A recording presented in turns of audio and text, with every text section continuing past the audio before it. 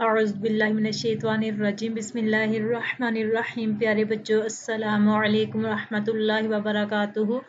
आज के इस वीडियो में आपको दहम क्लास की किताब तर्जुमातुल कुरानुल मजीद के मुख्तसर सवालात मिलेंगे। ये बहुत ही इम्पोर्टेंट सवालात हैं, इसमें से आपको पेपर में आ सकते हैं। इसके आपको मुख्तसर सवालात के आपको 2 पार्ट आएंगे। हर पार्ट में 9 सवाल होंगे, उनमें से किसी 6 सवालात के आपने जवाबात देने होंगे और हर जो सवाल है वो 2 नंबर का होगा। तो शुरू करते हैं। बाब अव्वल कुरान मजीद हदीस नबवी हातमुन नबीयीन सल्लल्लाहु अलैहि वसल्लम। सवाल नंबर 1 है, हदीस का माना मफहूम बयान करें। जवाब, नबी करीम हातमुन नबीयीन सल्लल्लाहु अलैहि वसहबिहि वसल्लम की गिफ्तगू और अमल को हदीस कहा जाता है। आप हातमुन नबीयीन सल्लल्लाहु अलैहि वसहबिहि वसल्लम के फरमान को हदीस कौली और अमल को हदीस फेली कहते हैं। हदीस फेली को सुन्नत भी कहते हैं। सवाल नंबर 2 है, तदवीन हदीस से क्या मुराद है। जवाब, तदवीन हदीस से मुराद अहदीस मुबारका का जमा करना और इन्हें किताबी शक्ल देना है। सवाल नंबर 3, दौरे नबवी में हिफाजत हदीस के 2 ज़राए लिखें। जवाब, दौरे रिसालत में सहाबा कराम रज़ियल्लाहु तआला अन्हुम के पास हदीस मुबारका को महफूज करने के 3 बड़े ज़राए थे, जिनमें सहाबा कराम रज़ियल्लाहु तआला अन्हुम का हदीस मुबारका को हिफ्ज़ करना, लिख लेना और इसके मुताबिक अमल करना शामिल है। सवाल नंबर 4 है, सहीफ़ा सादिका दौरे रिसालत ही का मजमुआ है। सवाल नंबर 4 है, सहीफ़ा सादिका से क्या मुराद है। जवाब, सहीफ़ा सादिका दौरे रिसालत ही का मजमुआ हदीस था जो हज़रत अब्दुल्ला बिन अमर बिन आरिस रज़ियल्लाहु अन्हु का मुरतब करदा था। सवाल नंबर 5 है, सहासिता में से 2 किताबों के नाम लिखें। जवाब, सहासिता में से 2 किताबों के नाम, नंबर 1 सही बुहारी, नंबर 2 सही मुस्लिम, नंबर 3 जामे तिरमिज़ी, नंबर 4 सुनने अबी दाऊद। सवाल नंबर 5 है, हदीस तकरीरी किसे कहते हैं। जवाब, आप हातमुन नबीयीन सल्लल्लाहु अलैहि वसल्लम के सामने किसी सहाबी रज़ियल्लाहु तआला अन्हु ने अमल किया हो और आप हातमुन नबीयीन सल्लल्लाहु अलैहि वसल्लम ने खामोशी अख्तियार फरमाई हो तो इस हदीस को हदीस तकरीरी कहते हैं। सवाल नंबर 7 है, हदीस कुदसी किसे कहते हैं। जवाब, जिस हदीस में मफ़हूम अल्लाह ताला की तरफ से और अल्फाज नबी करीम सल्लल्लाहु अलैहि वसल्लम के हों तो इसको हदीस कुदसी कहा जाता है। आगे बाप नंबर 2, ईमानियात व इबादात। सवाल नंबर 1, मलाइका का तारुफ करें। जवाब, मलाइका जमा है मलाकुन की, जिसका माना है फरिश्ता। मलाइका से मुराद अल्लाह ताला की वो नूरी महलूक है जो हमें नजर नहीं आती। फरिश्ते अल्लाह ताला के हुक्म के पाबंद हैं और बशरी सिफात जैसे खाना पीना, सोना जागना और हर तरह की गलती और हता वगैरह से पाक हैं। आगे है, फरिश्ते मुख्तलिफ शक्लें अख्तियार कर सकते हैं। आगे सवाल नंबर 2 है, फरिश्तों की तहलीक कब हुई। जवाब, फरिश्तों की तहलीक नूर से की गई है। अल्लाह ताला ने फरिश्तों को हज़रत आदम अलैहिस्सलाम से पहले पैदा फरमाया। सवाल नंबर 3, हज़रत जिब्रील अलैहिस्सलाम किन की शक्ल में नबी करीम हातमुन नबीयीन सल्लल्लाहु अलैहि वसल्लम के पास आए थे। जवाब, नबी करीम हातमुन नबीयीन सल्लल्लाहु अलैहि वसल्लम की खिदमत में हज़रत जिब्रील अलैहिस्सलाम एक सहाबी हज़रत ज़िहिया कल्बी रज़ियल्लाहु तआला अन्हु की शक्ल में हाजिर हुए थे। सवाल नंबर 4 है, फरिश्तों के 2 जिम्मेदारियां लिखें। जवाब, किरामन कातिबीन। मशहूर फरिश्तों में किरामन कातिबीन हैं जो इंसान के साथ हर वक्त मौजूद रहते हैं और इंसान का नामा अमाल लिखते हैं और अल्लाह ताला के हुजूर पेश करते हैं। सवाल नंबर 5, फरिश्तों की 2 खसूसियात लिखें। जवाब, नंबर 1 मलाइका से मुराद अल्लाह ताला की नूरी महलूक है। नंबर 2 फरिश्ते अल्लाह ताला के हुक्म के पाबंद है। नंबर 3 بشری صفات جیسے کھانا پینا سونا جاگنا اور ہر طرح کی غلطی اور خطا وغیرہ سے پاک ہیں۔ سوال نمبر 6، آسمانی صحیفوں سے کیا مراد ہے؟ جواب، اللہ تعالیٰ نے انسانوں کی ہدایت کے لیے بہت سے نبی انبیاء کرام علیہم السلام پر آسمانی صحیفے نازل فرمائے۔ 4 مشہور کتابوں کے علاوہ چھوٹی چھوٹی کتابیں نازل فرمائی گئیں، انہیں صحیفے یا صحائف کہتے ہیں۔ قرآن مجید میں حضرت ابراہیم علیہ السلام اور حضرت موسیٰ علیہ السلام پر نازل ہونے والے صحیفوں کا خاص طور پر ذکر آیا ہے۔ سوال نمبر 7، بنی اسرائیل سے کون لوگ مراد ہیں؟ جواب، حضرت ابراہیم علیہ السلام کے پوتے حضرت یعقوب علیہ السلام کا لقب اسرائیل ہے، اس لیے ان کی اولاد کو بنی اسرائیل کہتے ہیں۔ سوال نمبر 8، حضرت داؤد علیہ السلام کی خصوصیات کیا ہے؟ جواب، حضرت داؤد علیہ السلام پر نازل ہونے والی کتاب کا نام زبور ہے۔ حضرت داؤد علیہ السلام حضرت یعقوب علیہ السلام کی اولاد میں سے ہیں۔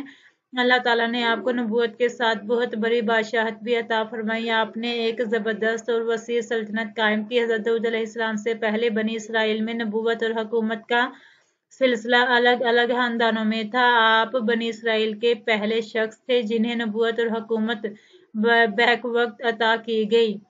سوال نمبر 9، کون سے بنیادی عقائد تمام آسمانی کتابوں میں موجود رہے؟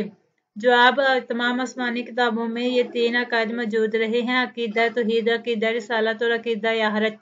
سابقہ آسمانی کتابوں نے مذکورہ تینوں عقائد پر بہت زور دیا، لیکن بعد میں آنے والوں نے جب ان کتابوں میں تحریف کی تو ان تعلیمات کو بھی بدل کر رکھ دیا اور لوگوں کی کثیر تعداد شرک میں مبتلا ہو گئی۔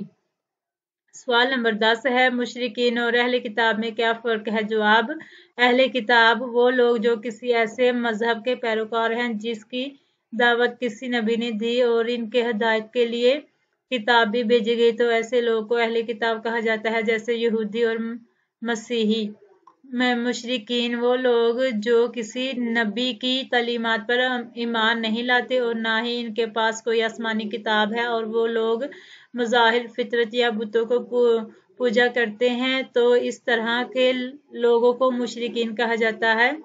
سوال نمبر 10 ہے، جد الانبیاء یعنی انبیاء کا باپ کس نبی کو کہا جاتا ہے؟ جواب، حضرت ابراہیم علیہ السلام کے بعد جتنے بھی انبیاء کرام علیہم السلام تشریف لائے وہ سب حضرت ابراہیم علیہ السلام کی اولاد میں سے تھے، اسی وجہ سے آپ کو جد الانبیاء یعنی انبیاء کا باپ کہا جاتا ہے۔ سوال نمبر 12، مقام محمود سے کیا مراد ہے؟ جواب، نبی کریم خاتم النبیین صلی اللہ علیہ وآلہ وصحبہ وسلم سے پوچھا گیا مقام محمود کیا ہے تو آپ خاتم النبیین صلی اللہ علیہ وآلہ وسلم نے فرمایا مقام محمود شفاعت ہی ہے۔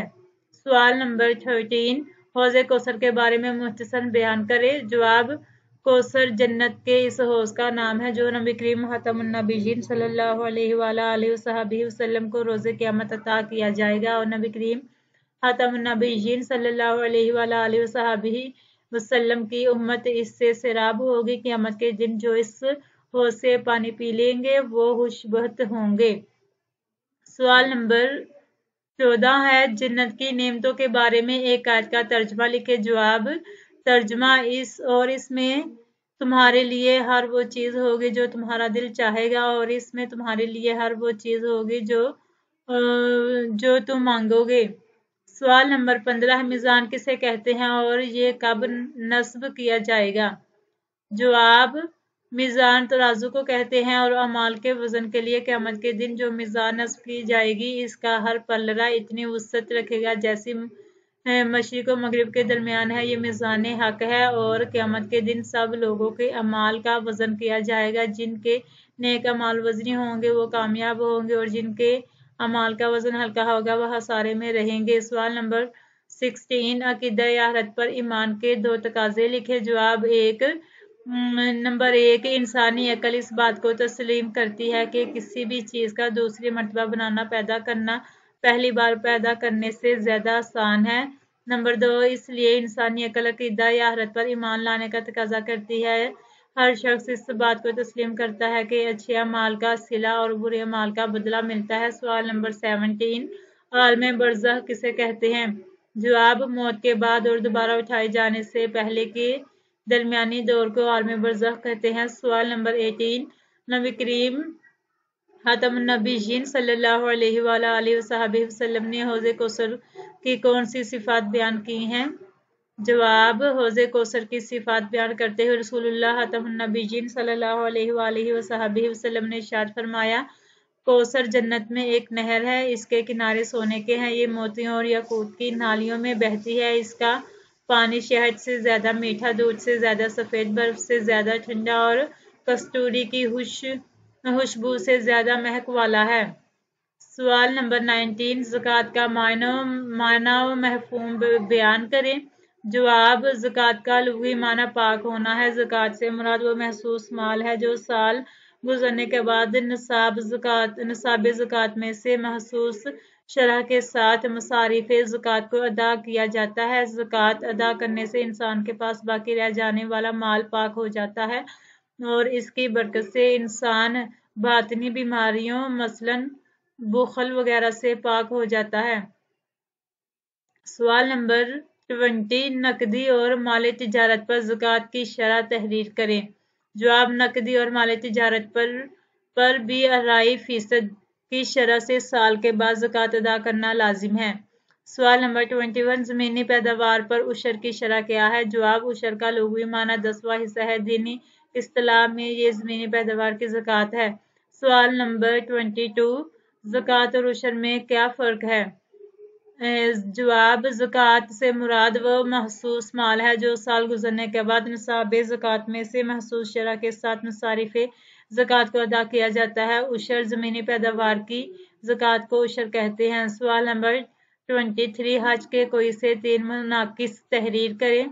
जवाब, हज के मनाकिस में एहराम बांधना, मना करना, वकूफ़ अरफात, मुज़दलिफ़ा में क़याम, जमरात की कंकरियाँ मारना, कुर्बानी करना, हल करना, तवाफ करना और सही करना शामिल है।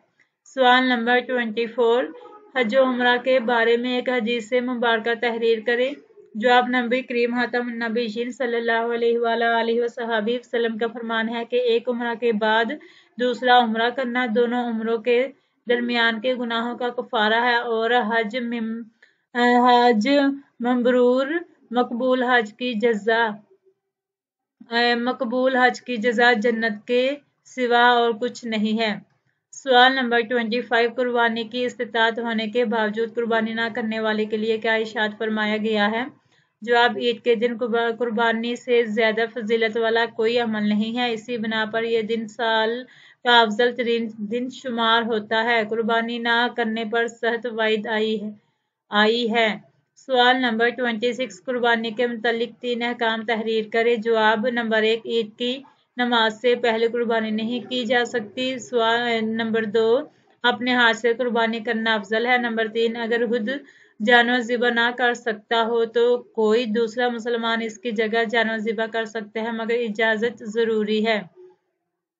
सवाल नंबर 27, हज की मनाकिस तहरीर करें। जवाब, हज के मनाकिस में एहराम बांधना, मना करना, वकूफ़ अरफात, मुज़दलिफ़ा में क़याम, जमरात को कंकरियाँ मारना, कुर्बानियाँ करना, हल करना, तवाफ करना और सही करना शामिल है। सवाल नंबर 28, तलबिया का तर्जुमा लिखें। जवाब, तर्जुमा, हाजिर हूँ ए अल्लाह, मैं हाजिर हूँ, मैं हाजिर हूँ, तेरा कोई शरीक नहीं, तेरे ही लिए तारीफें हैं, नेमतें और बादशाहत तेरी ही है, तेरा कोई शरीक नहीं। आगे बाब नंबर 16, सीरत नबवी खातमुन नबीयीन सल्लल्लाहु अलैहि वसल्लम। सवाल नंबर 1, नबी करीम खातमुन नबीयीन सल्लल्लाहु अलैहि वसल्लम ने किन लोगों के लिए जंग में शिरकत लाजमी करार दी? जवाब, आप खातमुन नबीयीन सल्लल्लाहु अलैहि वसल्लम ने इस मुहिम में हर उस शख्स की शिरकत लाजमी करार दे दी जो सेहतमंद हो और इसके पास सवारी का जानवर मौजूद हो। सवाल नंबर 2, गज़वा तबूक के मौका पर हज़रत उस्मान रज़ियल्लाहु अन्हु ने कितना सामान नबी करीम खातमुन नबीयीन सल्लल्लाहु अलैहि वसल्लम की खिदमत में पेश किया? जवाब, हज़रत उस्मान रज़ियल्लाहु अन्हु ने लश्कर तबूक की तैयारी के लिए 100 घोड़े, 900 ऊँट और 1000 दिनार लेकर हाजिर हुए। आप रज़ियल्लाहु अन्हु ने 1/3 लश्कर को साजो सामान मुहैया किया। سوال نمبر 3، غزوہ تبوک کے موقع پر منافقین نے کیا کردار ادا کیا؟ جواب، غزوہ تبوک کے سفر کی تیاری زور و شور سے جاری تھی۔ زیادہ سفر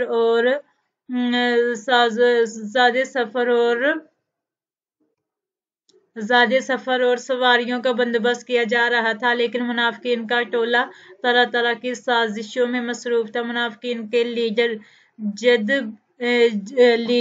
بن قیس اور عبداللہ ابی جہاد کے لیے نکلنے پر قطعاً راضی نہ تھے۔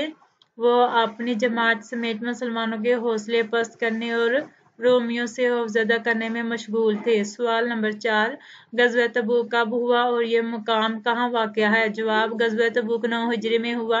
تبوک ایک مشہور مقام ہے جو مدینہ منورہ سے دمشق کے راستے پر واقع ہے۔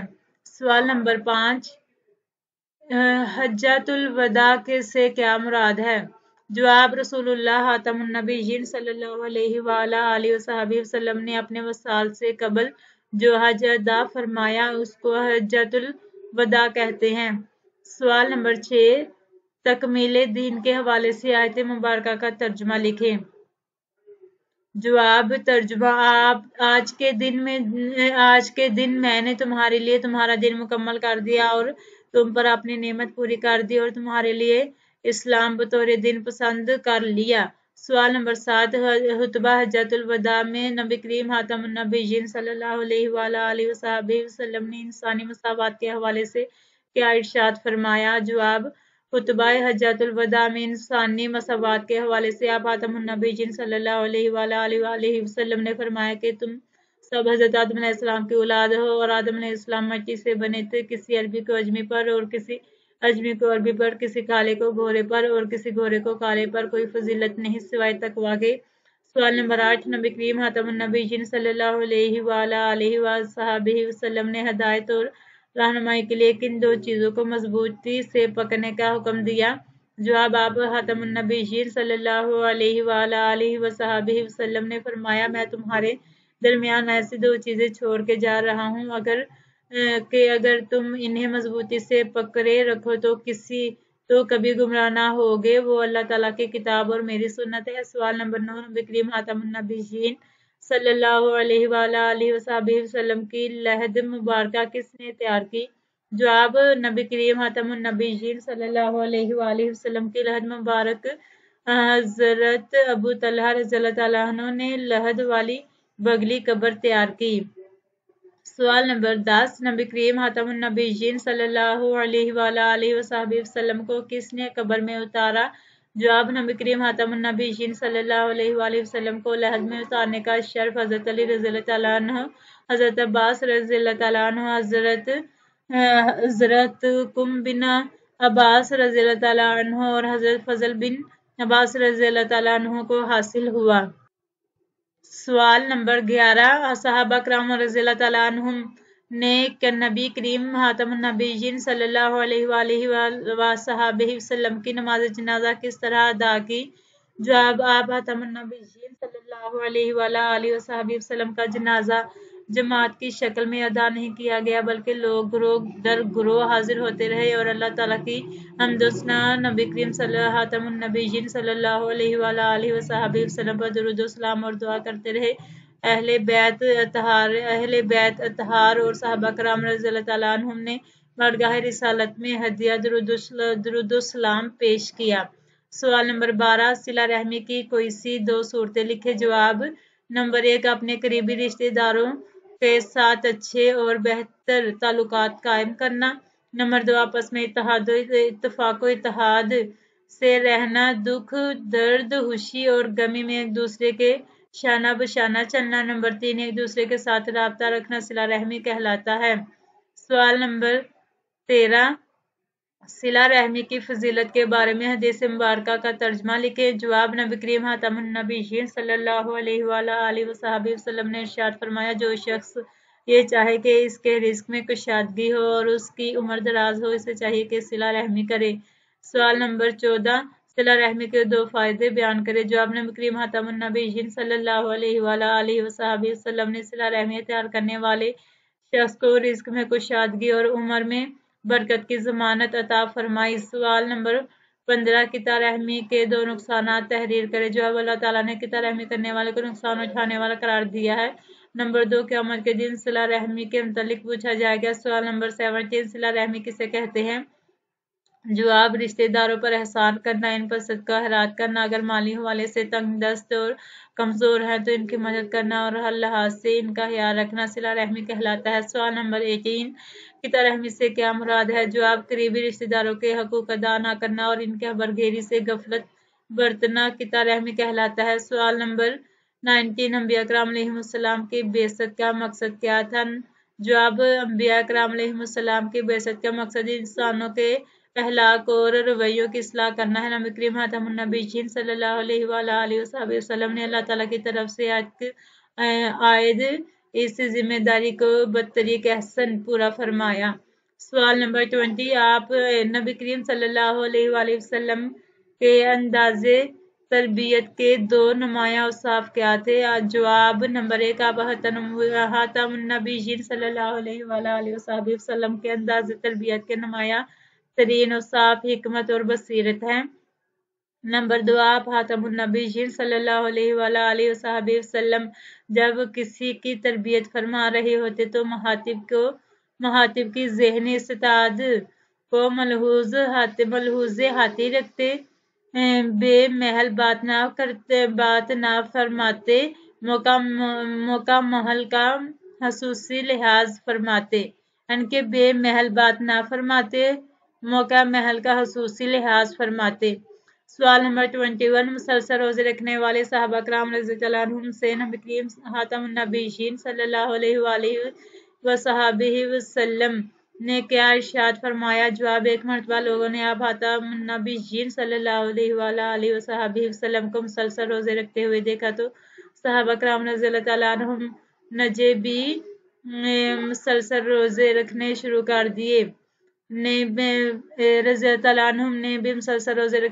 دیے۔ جس کی وجہ سے ان کو کمزوری لاحق ہو گئی، چہروں کے رنگ پیلے پڑ گئے، تو آپ خاتم النبیین صلی اللہ علیہ وآلہ وسلم نے ایک جگہ پر جہاں کافی لوگ جمع تھے ان کو خطاب کر کے فرمایا کہ لوگوں کو کیا ہو گیا ہے کہ کسی کو دیکھ کر وہ طرز عمل اختیار کر لیتے ہیں، حالانکہ ایک بندہ دوسرے سے مختلف بھی ہو سکتا ہے۔ سوال نمبر 22، نبی کریم خاتم النبیین صلی اللہ علیہ وآلہ وسلم کے انداز تربیت میں کن کے لیے رہنما اصول ہیں؟ جواب: نبی کریم خاتم النبیین صلی اللہ علیہ وآلہ وسلم کے انداز تربیت میں والدین، اساتذہ کرام اور علماء کرام کے لیے رہنما اصول موجود ہیں، جن کو مشعل راہ بنا کر وہ نئی نسل کی بہترین تربیت کر سکتے ہیں اور ان کے معاشرے کا ایک کامیاب فرد بنا سکتے ہیں۔ باب نمبر 4، اخلاق و آداب۔ سوال نمبر 1، اخلاص کا مفہوم بیان کریں۔ جواب: اخلاص کا مفہوم معنی و مفہوم یہ ہے کہ خالص بنانا، صاف کرنا۔ اخلاص سے مراد ہر عمل اللہ تعالیٰ کی رضا کے لیے ہونا ہے۔ قرآن مجید میں اہل ایمان کو حکم دیا گیا ہے کہ ان کا ہر عمل اللہ تعالیٰ کی رضا کے لیے ہونا چاہیے۔ نیکی کی قبولیت کی پہلی شرط اخلاص یعنی اس نیکی کا اللہ تعالیٰ کی رضا کے لیے ہونا ہے۔ سوال نمبر 2، تقویٰ کے مفہوم پر روشنی ڈالیں۔ جواب: تقویٰ کا لفظی معنی ہے ڈرنا، پرہیزگاری اختیار کرنا۔ تقویٰ انسان کے دل کی اس کیفیت کا نام ہے اللہ تعالیٰ کے ڈر کی وجہ سے اسے نیکی پر آمادہ کرتی ہے اور گناہ سے روکتی ہے۔ سوال نمبر 3 ہے، تقویٰ کے بارے میں ایک قرآنی آیت مبارکہ کا ترجمہ لکھیں۔ جواب: بے شک اللہ کے نزدیک تم میں زیادہ عزت والا وہ ہے جو تم میں سے زیادہ پرہیزگار ہو۔ سوال نمبر 4، اخلاص و تقویٰ کے بارے میں ایک حدیث مبارکہ کا ترجمہ لکھیں۔ جواب: ترجمہ تمام اعمال کا دارومدار نیتوں پر ہے۔ سوال نمبر 5، قرآن مجید میں عزت و شرافت کا معیار کس کو قرار دیا گیا ہے؟ جواب: قرآن مجید میں عزت و شرافت کا معیار تقویٰ کو قرار دیا گیا ہے۔ سوال نمبر 6، پردہ پوشی کا مفہوم بیان کریں۔ جواب: پردہ پوشی کا معنی ہے کسی کے عیب پر پردہ ڈالنا۔ پردہ پوشی کے لیے ستر پوشی کا لفظ بھی استعمال ہوتا ہے۔ دین اسلام ہمیں یہ تعلیم دیتا ہے کہ ہم کسی کے عیب جاننے کی کوشش نہ کریں۔ اگر ہمیں کسی کا عیب मालूम हो जाए तो इसे छुपाने की कोशिश करे, ना इस शख्स को ताना दे और ना इस पर तंज करे। अल्लाह ताला ने कुरान मजीद में लोगों के ऐब तलाश करने से मना फरमाया है। सवाल नंबर 7, पर्दापोशी के बारे में कुरान आयत मुबारका का तर्जुमा लिखें। जवाब, तर्जुमा और ना किसी के मुतालिक जासूसी करो। सवाल नंबर 8, पर्दापोशी के बारे में एक हदीस मुबारका का तर्जुमा लिखे। जवाब, जो शख्स किसी मुसलमान के ऐब छुपाए, अल्लाह क़यामत के दिन इसके ऐब छुपाएगा। सवाल नंबर 9, हजरत उमर रज़ियल्लाहु तआला अन्हु ने पर्दापोशी का हुक्म कैसे पूरा किया? जवाब, हजरत उमर रज़ियल्लाहु तआला अन्हु ने एक बुरे शख्स के बारे में मालूम हुआ कि वो शराब पीता है। आप रज़ियल्लाहु तआला अन्हु ने इसका ये ऐब किसी को ना बताया। फिर कुछ अरसे बाद वो शख्स आप रज़ियल्लाहु तआला अन्हु की खिदमत में हाजिर हुआ। उसने बताया कि मैं इस अमल से तौबा कर चुका हूँ और शराब छोड़ दी है। सवाल नंबर 10, पर्दापोशी अख्तियार ना करने के कौन से दुनियावी और उखरवी नुकसानात हैं? जवाब, पर्दापोशी अख्तियार ना करने के बहुत से दुनियावी और उखरवी नुकसानात हैं। इससे मुआशरे में बेचैनी बढ़ती है, नफरत बनने के साथ साथ दुश्मन की फिजा परवान चढ़ती है। दुश्मनी की फिजा परवान चढ़ती है। सवाल नंबर 11, सच और झूठ में क्या फ़र्क है? जवाब, जब इंसान किसी बात को इसकी हकीकत के मुताबिक बयान करे तो ये सच्चाई है। हकीकत को छुपाना और सुनने वाले को धोखा देना झूठ कहलाता है। सवाल नंबर 12, झूठ की मजम्मत पर एक हदीस मुबारका का तर्जुमा लिखे। जवाब, एक मौका पर नबी करीम खातमुन नबीय्यीन सल्लल्लाहु अलैहि वसल्लम ने मुनाफिकों की निशानियां बयान फरमाई। इनमें एक निशानी ये भी थी, जब बात करे तो झूठ बोले।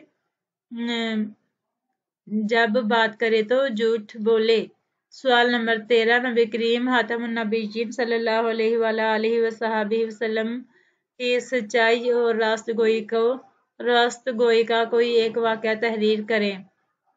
जवाब, अहले मक्का जानते थे कि आप खातमुन नबीय्यीन सल्लल्लाहु अलैहि वसल्लम ने हमेशा सच बोला, कभी किसी को धोखा नहीं दिया और कभी किसी के साथ खयानत नहीं की। यही वजह है कि जब रूम के बादशाह हरकल ने अबू सुफियान से आप खातमुन नबीय्यीन सल्लल्लाहु अलैहि वसल्लम के बारे में पूछा कि उन्होंने कभी झूठ बोला है, तो दुश्मन होने के बावजूद अबू सुफियान ने जो उस वक्त तक मुसलमान नहीं हुए थे, कहा कि वो हमेशा सच बोलते हैं।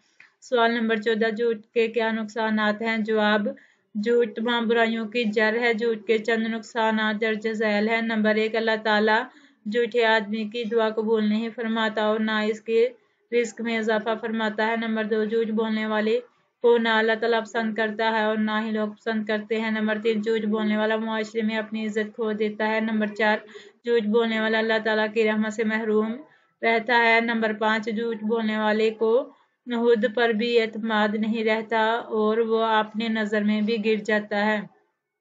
सवाल नंबर 15, सच बोलने वाले को सबसे बड़ा फायदा क्या होता है?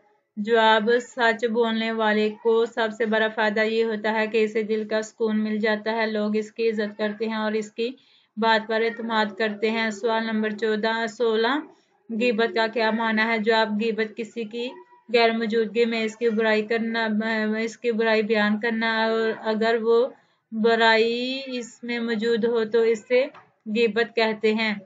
सवाल नंबर 17, गीबत और बुहतान की हुर्मत पर एक आयत मुबारका का तर्जुमा लिखें। जवाब, और ना एक दूसरे की गीबत करो। क्या तुम में से कोई शख्स पसंद करेगा कि वो अपने मुर्दा भाई का गोश्त खाए? पास इससे तो तुम इंतहाई नफरत करते हो। सवाल नंबर 18, गीबत और बुहतान की हुर्मत पर एक हदीस मुबारका का तर्जुमा लिखें। जवाब, नबी करीम खातमुन नबीय्यीन सल्लल्लाहु अलैहि वसल्लम ने फरमाया, मुसलमानों की बदगोई ना किया करो और ना इनके ऐब तलाश करने की कोशिश करो। जो इनके ऐब तलाश करने की कोशिश करेगा, अल्लाह ताला इसके ऐब तलाश करेगा और जिसके ऐब अल्लाह ताला तलाश करेगा, इसे इसके घर के अंदर रुसवा कर देगा। सवाल नंबर 19, गीबत और बुहतान के मुआशरे पर 2 नुकसान तहरीर करें। जवाब, नंबर 1, गीबत और बुहतान की वजह से मुआशरे में कीनी और दुश्मनी को फ़रोग़ मिलता है। नंबर 2, एक दूसरे के बारे में दिल में नफरत पैदा होती है। नंबर 3, दौरे हाजिर में बहुत से लोग गीबत की खौफनाक आफत की लपेट में है। गीबत से बचने का तरीका बयान करें। जवाब, गीबत से बचने का तरीका ये है कि हम जुबान की हिफाजत करें। हमारे दिल में ये यकीन होना चाहिए कि हमें क़यामत के दिन अपने हर कौलो फेल का हिसाब देना होगा। सवाल नंबर 21, हमें गीबत से बचने के लिए कौन से लोगों की सोहबत से दूर रहना चाहिए। जवाब, गीबत से बचने के लिए हमें ऐसे लोगों की सोहबत से दूर रहना चाहिए जो हर वक्त गीबत में और दूसरों की बुराइयां बयान करने में मशगूल रहते हैं। सवाल नंबर 22, तोहम परस्ती से क्या मुराद है। जवाब, तोहम परस्ती का माना है बगैर किसी शरई या अक्ली दलील के किसी नजरिए या ख्याल को अपना लेना। तो हम परस्ती की एक सूरत बदशगुनी भी है। किसी चीज, दिन या महीने को बुरा समझना बदशगुनी की मिसालें हैं। फाल वगैरह के जरिए से किस्मत का हाल जानने की कोशिश करना भी तोहम परस्ती ही है। सवाल नंबर 23, हदीस से नबवी खातमुन नबीय्यीन सल्लल्लाहु अलैहि वसल्लम में जादू का क्या इलाज बयान किया गया है। जवाब, इस्लाम में जादू कराने को सख्त गुनाह करार दिया गया है। जादू वगैरह से महफूज रहने के लिए सूरतुल फलक और सूरतुल नास पढ़ने और अजवा खजूर खाने की तालीम दी गई है। बाब पंजम, हुस्न मुआशरत व मामलात। सवाल नंबर 1, सूद का माना मफहूम बयान करें। जवाब, सूद को अरबी जुबान में रिबा कहते हैं। सूद का माना है कर्ज देकर इस पर मशरूत इजाफा या नफा लेना। जैसे 1000 रुपये किसी को कर्ज देना और कर्ज देते वक्त ये शर्त लगाना कि 1000 के बजाय 1500 रुपये देने होंगे। ये इजाफे 500 रुपये का शुमार सूद में होगा। सवाल नंबर 2, सूद की हुर्मत पर एक कुरानी आयत मुबारका का तर्जुमा लिखे। जवाब, तर्जुमा, अल्लाह ताला ने तिजारत को हलाल फरमाया है और सूद को हराम किया है। सवाल नंबर 3, सूद की हुर्मत पर एक हदीस मुबारका का तर्जुमा लिखे। जवाब, जिस शब मुझे मिराज में सैर कराई गई, जब मैं एक जमात के पास से गुजरा जिसके पेट मकानों की तरह भरे थे।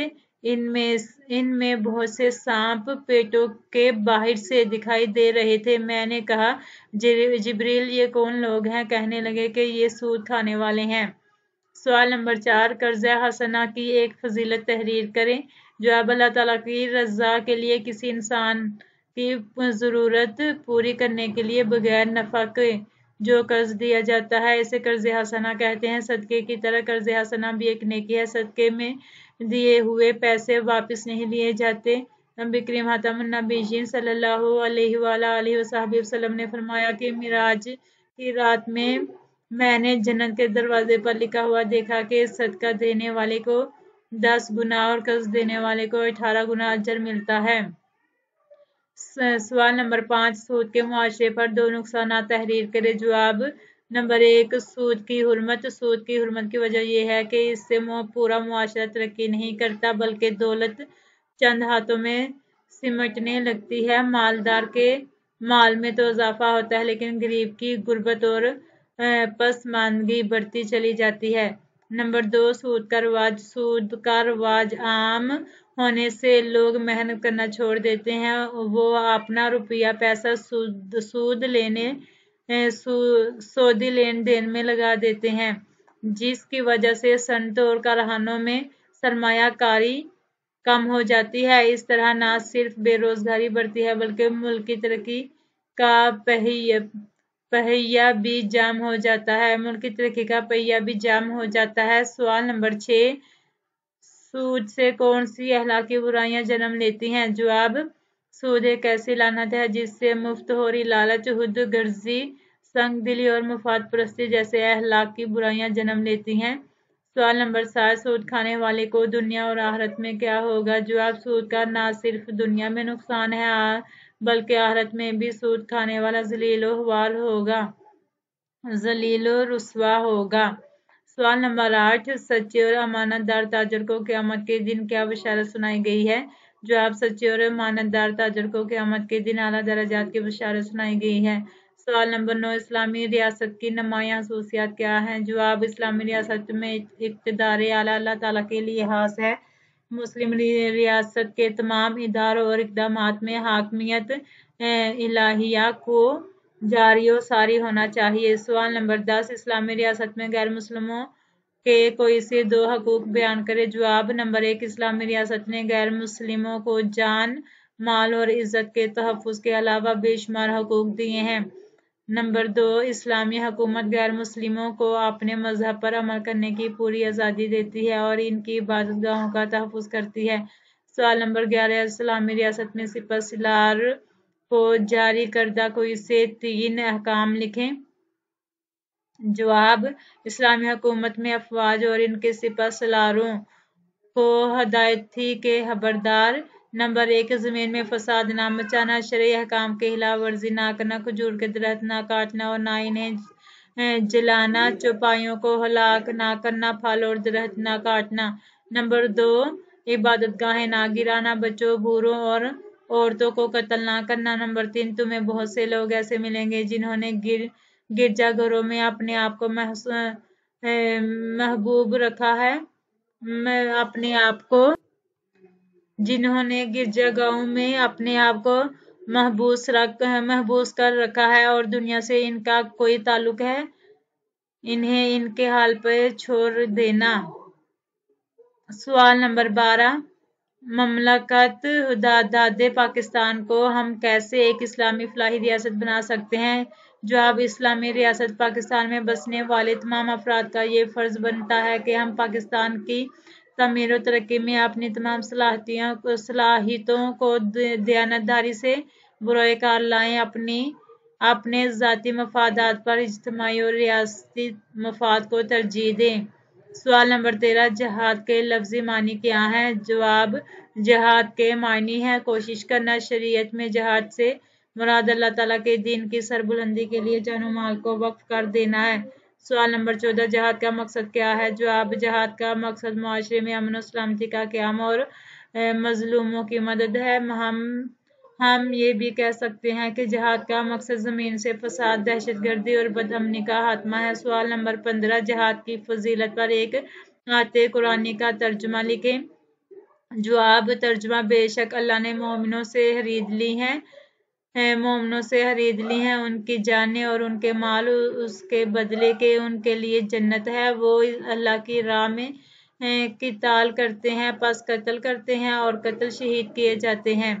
سوال نمبر 16، جہاد کی فضیلت پر ایک حدیث مبارکہ کا ترجمہ لکھیں۔ جواب، نبی کریم خاتم النبیین صلی اللہ علیہ وآلہ وسلم نے ارشاد فرمایا، جس نے نہ جہاد کیا اور نہ اس کے بارے میں کوئی ارادہ کیا تو وہ نفاق کے شعبوں میں سے ایک پر مرتا ہے۔ آگے ہے سوال نمبر 17، پیغام پاکستان سے کیا مراد ہے؟ جواب، 2018 میں دہشت گردی کے خلاف علماء کرام نے پیغام پاکستان کے نام سے کتابی شکل میں ایک مقننہ متفقہ فتویٰ جاری کیا ہے، جس پر 1800 سے زائد علماء کرام کے دستخط ہیں۔ اس فتویٰ کو کتابی شکل میں ادارہ تحقیقات اسلامی اسلام آباد کے شائع کیا۔ اس فتویٰ کا اجرا اسلام آباد میں منعقد ایک کانفرنس میں ہوا۔ سوال نمبر 18، مسئلہ جہاد کب فرض ہوا؟ جواب، جب آپ خاتم النبیین صلی اللہ علیہ وآلہ وسلم ہجرت کر کے مدینہ منورہ تشریف لے گئے اور کفار کی سازشوں اور ظلم و ستم کا سلسلہ بدستور جاری رہا تو اللہ تعالیٰ نے مسلمانوں پر کفار سے جہاد کو فرض قرار دے دیا۔ سوال نمبر 19، جہاد کی کون سی اقسام ہیں؟ جواب، جہاد کی درج ذیل اقسام ہیں۔ نمبر 1، جہاد بالنفس، نمبر 2، جہاد بالمال، نمبر 3، جہاد بالسیف، نمبر 4، جہاد بالقلم، نمبر 5، جہاد باللسان۔ باب نمبر 6، ہدایت کے سرچشمے اور مشاہیر اسلام۔ سوال نمبر 1 ہے، حضرت امام زید بن علی رحمۃ اللہ علیہ کب اور کہاں پیدا ہوئے؟ جواب، حضرت امام زید بن علی رحمۃ اللہ علیہ کی ولادت بسعادت 70 6 ہجری کو مدینہ منورہ میں ہوئی۔ سوال نمبر 2، حضرت امام زید بن علی رحمۃ اللہ علیہ سے روایت کرنے والے محدثین کے 2 نام لکھیں۔ جواب: امام داؤد، امام ترمذی، امام نسائی، امام بن ماجہ رحمۃ اللہ علیہ نے آپ رحمۃ اللہ علیہ سے حدیث مبارکہ روایت کی ہیں۔ سوال نمبر 3، حضرت عمرو بن عاص رضی اللہ عنہ نے کب اسلام قبول کیا؟ جواب: حضرت عمرو بن عاص رضی اللہ عنہ نے فتح مکہ سے پہلے 8 ہجری میں حضرت عثمان بن ابی طلحہ رضی اللہ عنہ اور حضرت خالد بن ولید رضی اللہ عنہ کے ہمراہ بارگاہ رسالت خاتم النبیین صلی اللہ علیہ وآلہ وسلم میں حاضر ہو کر اسلام قبول کیا۔ سوال نمبر 4، حضرت عمرو بن عاص رضی اللہ عنہ کے کوئی سے 2 نمایاں اوصاف بیان کریں۔ جواب نمبر 1، حضرت عمرو بن عاص رضی اللہ عنہ نے 2 سال کے مختصر عرصے میں مصر جیسا بڑا ملک فتح کر کے اپنی شجاعت و دلیری اور جنگی قیادت کا لوہا منوایا۔ نمبر 2، حضرت عمرو بن عاص رضی اللہ عنہ کے حسن سلوک سے متاثر ہو کر مصریوں کی بڑی تعداد نے اسلام قبول کیا۔ سوال نمبر 5، حضرت عمرو بن عاص رضی اللہ عنہ نے کون سے 2 شہر فتح کیے؟ جواب: حضرت عمرو بن عاص رضی اللہ عنہ نے مصر کی سرحد میں داخل ہو کر سب سے پہلے عریش اور اس کے بعد فرسا اور بلبس وغیرہ کے شہر فتح کیے۔ سوال نمبر 6، حضرت جابر بن عبداللہ رضی اللہ عنہ کے نمایاں اوصاف تحریر کریں۔ جواب: آپ رضی اللہ عنہ نہایت استقامت والے، جوش، ایمانی جرأت، اظہار حق، امر بالمعروف اور اتباع سنت اور اعلیٰ اخلاق کی خوبیوں پر فائز تھے۔ آپ رضی اللہ عنہ نے غزوات نبوی میں بڑی دلیری اور ثابت قدمی کا مظاہرہ کیا۔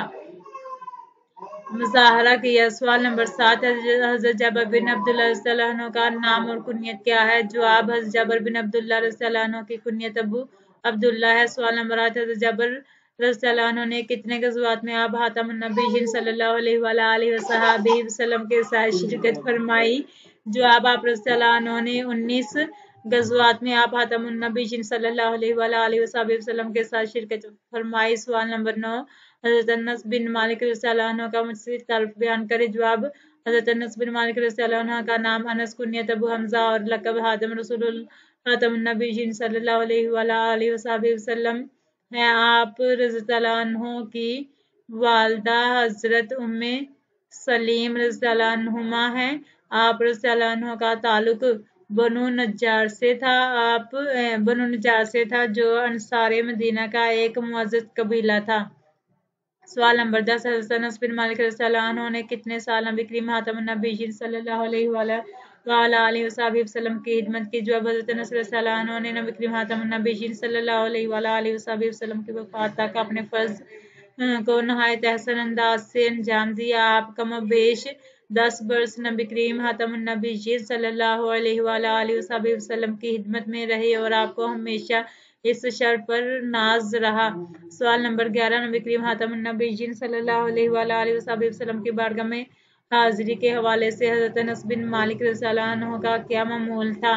جواب: حضرت انس بن مالک رضی اللہ عنہ کا معمول تھا کہ فجر کی نماز سے پہلے در اقدس پر حاضر ہو جاتے اور دوپہر کو اپنے گھر واپس آتے، ظہر کے وقت پھر حاضر ہوتے اور عصر تک رہتے، نماز عصر پڑھ کر اپنے گھر کا رخ کرتے۔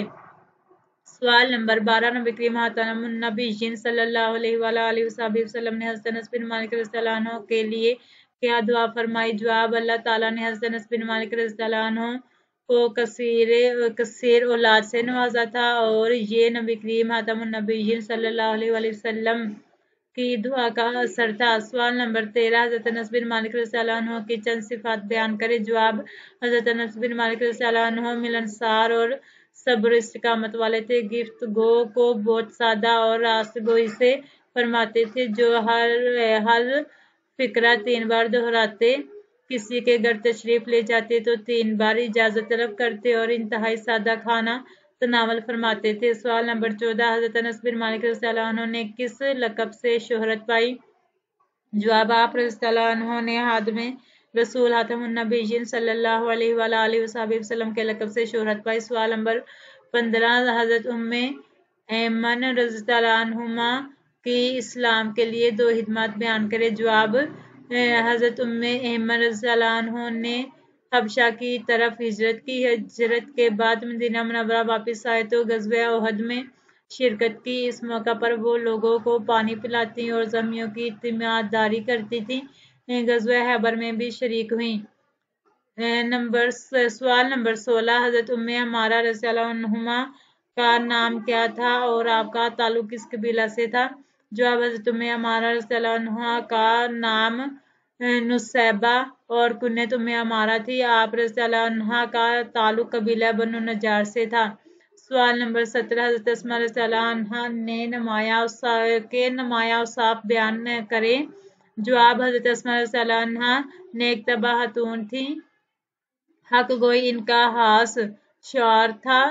نہایت صابرہ تھی۔ حجاج بن یوسف جیسے ظالم اور جابر کے سامنے وہ حق گوئی سے کام لیتی تھیں۔ سوال نمبر 18، حضرت ام عمارہ رضی اللہ عنہا کا نام اور کنیت کیا تھی؟ جواب: آپ رضی اللہ عنہا کا نام نصیبہ اور کنیت ام عمارہ تھی۔ سوال نمبر 19، حضرت مولانا عبدالرحمن جامی رحمۃ اللہ علیہ کی کتاب کا نام لکھیں۔ جواب: حضرت مولانا عبدالرحمن جامی رحمۃ اللہ علیہ کو علم النحو کا امام تسلیم کیا جاتا ہے۔ علم النحو میں شرح ملا جامی آپ رحمۃ اللہ علیہ کی مشہور تصنیف ہے۔ سوال نمبر 20، ابن عربی رحمۃ اللہ علیہ نے کن موضوعات پر کتب تصنیف کی؟ جواب: ابن عربی رحمۃ اللہ علیہ نے حدیث، تفسیر، سیرت اور ادب کے موضوع پر بھی کتابیں لکھیں۔ آپ رحمۃ اللہ علیہ کے تحریری سرمایہ ادب میں صوفیانہ شاعری وغیرہ بھی شامل ہے۔ باب ہفتم، اسلامی تعلیمات اور عصر حاضر کے تقاضے۔ سوال نمبر 1 ہے، مستقبل کی منصوبہ بندی کا معنی و مفہوم تحریر کریں۔ جواب: مستقبل کا معنی ہے آنے والا وقت۔ مستقبل کی منصوبہ بندی سے مراد یہ ہے کہ انسان آنے والے وقت کے لیے تیاری کرے، اپنے اس موجودہ وسائل کو اچھے طریقے سے استعمال کرے اور اپنی طاقت کے بقدر مزید وسائل و اسباب اختیار کرنے کی کوشش کرے۔ سوال نمبر 2، مستقبل کی منصوبہ بندی کے بارے میں ایک آیت کریمہ کا ترجمہ لکھیں۔ جواب: ترجمہ: اور مسلمانوں، تم ان کفار سے لڑنے کے لیے تیاری رکھو جتنی قوت تم سے ممکن ہو۔ سوال نمبر 3، حضرت یوسف علیہ السلام نے مستقبل کی منصوبہ بندی کیسے فرمائی؟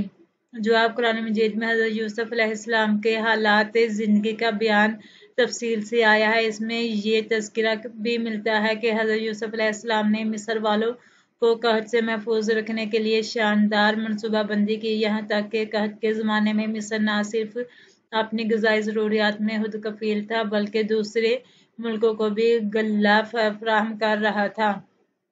سوال نمبر 4، نبی کریم خاتم النبیین صلی اللہ علیہ وآلہ وسلم کی عمدہ تدبیر کی ایک مثال تحریر کریں۔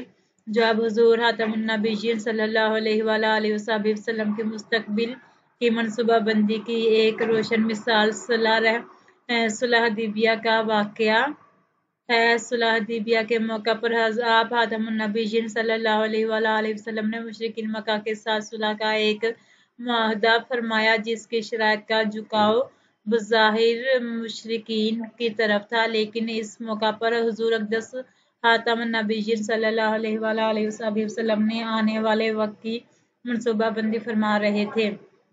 سوال نمبر 5، مستقبل کی منصوبہ بندی کے 2 فائدے تحریر کیجیے۔ جواب: جب کوئی شخص یا قوم منصوبہ بندی اور سمجھ بوجھ کے ساتھ فیصلے کرتی ہے تو اس شخص اور قوم کی زندگی پر بہت سے مثبت اثرات مرتب ہوتے ہیں، جن میں سے چند یہ ہیں۔ نمبر 1، بہت سے وسائل ضائع ہونے سے بچ جاتے ہیں۔ نمبر 2، خوشحالی اور آسودگی نصیب ہوتی ہے۔ نمبر 3، دوسروں کے آگے ہاتھ نہیں پھیلانا پڑتا۔ سوال نمبر 6، تہذیب کا معنی و مفہوم تحریر کریں۔ جواب: تہذیب کا لفظی معنی ہے آراستگی، صفائی اور اصلاح۔ تربیت یافتہ اور تعلیم یافتہ شخص کو تہذیب یافتہ اور مہذب کہا جاتا ہے۔ کسی قوم کی تہذیب سے مراد اس کے نظریات، رہن سہن، طرز عمل اور عمومی رویہ ہے۔ سوال نمبر 7، اسلامی تہذیب سے کیا مراد ہے؟ جواب: اسلامی تہذیب سے مراد اسلام کا سکھایا ہوا طریقہ حیات ہے۔ اسلامی تہذیب کی بنیاد قرآن مجید اور سنت نبی کریم خاتم النبیین صلی اللہ علیہ وآلہ وسلم پر ہے۔ نبی کریم خاتم النبیین صلی اللہ علیہ وآلہ وسلم کی سیرت سے معلوم ہوتا ہے کہ مسلمان معاشرہ اپنی ایک خاص پہچان اور اپنا خاص تشخص رکھتا ہے۔ سوال نمبر 8، اسلامی تہذیب میں احترام رسالت مآب خاتم النبیین صلی اللہ علیہ وآلہ وسلم کا کیا مقام ہے؟ جواب، اسلامی تہذیب کا نمایاں ترین وصف یہ ہے کہ اس میں حضور نبی کریم خاتم النبیین صلی اللہ علیہ وآلہ وسلم کو مرکز و محور کی حیثیت حاصل ہے۔ امت مسلمہ کی شناخت نسبت رسالت مآب خاتم النبیین صلی اللہ علیہ وآلہ وسلم سے ہی وابستہ ہے۔ آج کے لیے اتنا ہی۔ یہ ہمارا شارٹ سوالات کا سلسلہ مکمل ہوا۔ حاضر ہوتے ہیں اگلی کلاس میں اگلے سبق کے ساتھ۔ اللہ حافظ، دعاؤں میں یاد رکھیے گا۔